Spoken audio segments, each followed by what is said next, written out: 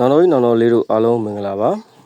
ဘောလုံးသတင်းနဲ့ပွဲချုပ်ခမ်းမချက်များကိုတင်ဆက်ပေးမယ်ကျွန်တော်တိလွင်ပါ9လပိုင်း2ရက်နေ့အတွက်သတင်းများကိုဆက်လက်တင်ပြပေးသွားမှာဖြစ်ပါတယ်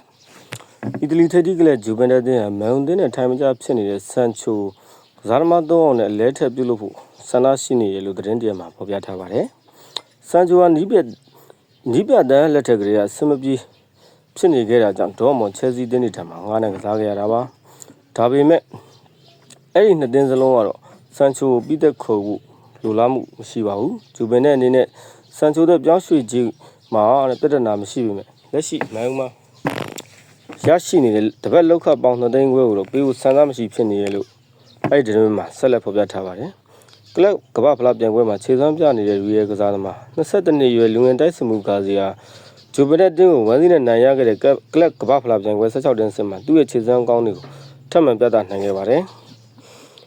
အတင်းတစ်မှာပထမဆုံးဂိုးဖန်တီးမှုပြုလုပ်ခဲ့တဲ့အာနိုရဲ့ပေးပို့မှုကတစဉ်ဂါဇီယာခေါင်းတိုက်ပြီးတွင်းဝင်ခဲ့တာပါ။ရီရဲကန်နဲ့ဝင်ကစားသမားရာဦးနဲ့ခိုင်နိုင်ခြင်းကန်ထားရတဲ့ဂါဇီယာရဲ့စွမ်းဆောင်မှုတွေကတော့ဒီပြိုင်ပွဲမှာတော့အမကန်လောက်ဆရာဖြစ်ခဲ့ပြီးတော့ချီးကျူးမှုတွေလည်းရှိနေပါတယ်။ဒီပြိုင်ပွဲမှာရီရဲအဓိကတိုက်စစ်မှုအမ်ဘာပီဟာဦးလန်းချောင်းဆန်ပြဿနာဖြစ်နေခဲ့တာကြောင့်ဂါဇီယာအနေနဲ့တင်းရဲ့အဓိကတိုက်စစ်ကစားသမားဖြစ်ကစားခွင့်ရခဲ့တာလည်းဖြစ်ပါတယ်။ဂါဇီယာဒီပြိုင်ပွဲမှာ4ပွဲကစားထားပြီးမှ3ဂိုးသွင်းပြီးတော့2ဂိုးဖန်တီးထားတာပါ။ဘုံမောက်တင်းဟာမန်ယူစပါတင်တို့နဲ့စိတ်ဝင်စားနေတဲ့တောင်ပန်ကစားသမားအန်တိုနီစီမန်ယို2030အထိဆက်ရှိနေမဲ့တက်တန်တို့စာချုပ်တွေကိုချုပ်ဆိုလိုက်ပါပြီ။စီမန်ယိုဟာပြီးခဲ့တဲ့ဘောလုံးရာသီမှာ38ပွဲကစားထားခဲ့ပြီးတော့မှ17ဂိုးသွင်းပြီး6ဂိုးဖန်တီးပေးခဲ့တာပါ။အာဆင်နယ်အနေနဲ့စပိုတင်တိုက်စစ်မှုဘက်တာဂျိုကာရက်ကိုခေါ်ဖို့အတွက်ဆွေးနွေးမှုတွေပြုလုပ်နေတယ်လို့သတင်းတရမှာဖော်ပြထားပါတယ်။ဂျိုကာရက်ဟာ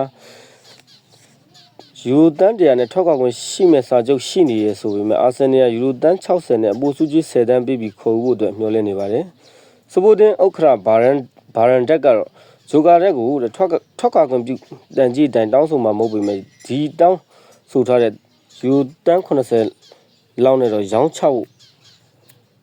စီစဉ်မရှိဘူးလို့ပြောဆိုထားပါတယ်အားလုံးကိုကျေးဇူးတင်ပါတယ်